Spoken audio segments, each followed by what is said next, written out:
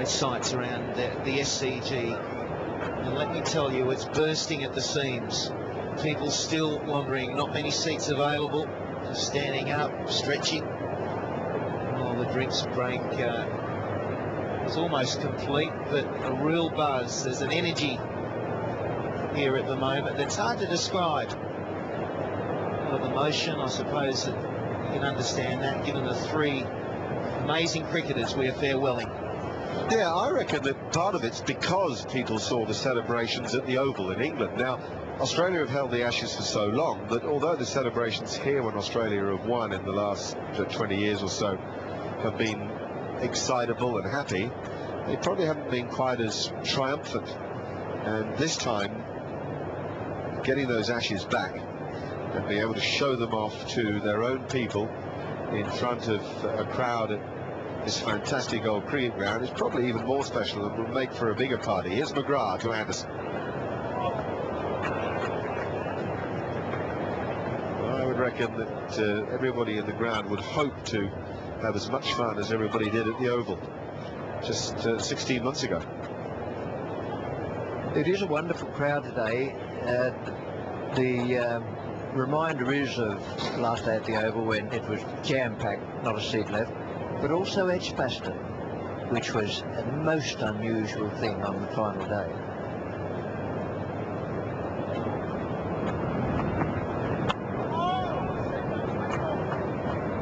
The Australians had won at Lord's. We go to Edgbaston, and on the last day, there's only 2 wickets to fall. An hour before the game, every person was sitting there in the seat, and they closed the gates.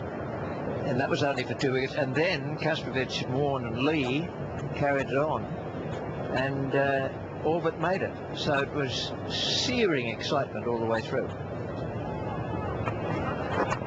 And then, as if to underline that, we went to Old Trafford and we got to the last day and there were 20,000 people were kept out of the ground. That was also jammed to the rafters. 10,000 of them were even stopped from getting on the trains and trams that were leaving Manchester to get out to Old Trafford, leaving the city. The police said there's just no point in you people travelling, so they would turn back. The 10,000 that were at the ground couldn't get in, and any available tickets were snapped up at something like 7 in the morning.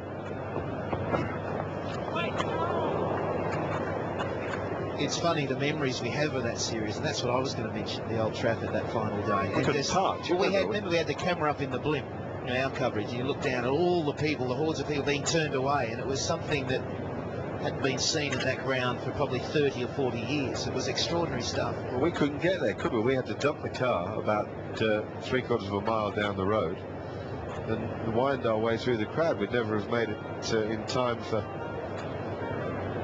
shenanigans before the start of play.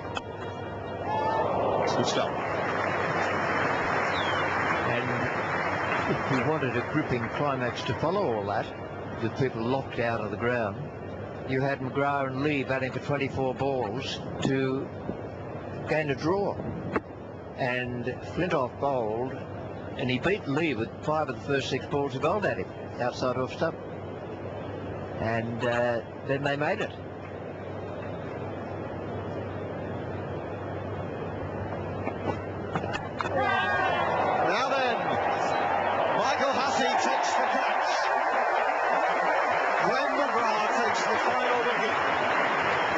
Final ball in Test match cricket. Just couldn't be scripted better for him. Warne had all the glory in Melbourne, and now McGrath can have it at the Sydney cricket ground. They come together. So do the families. A great team will leave the field of play, led by a remarkable cricketer, a favourite son of this place.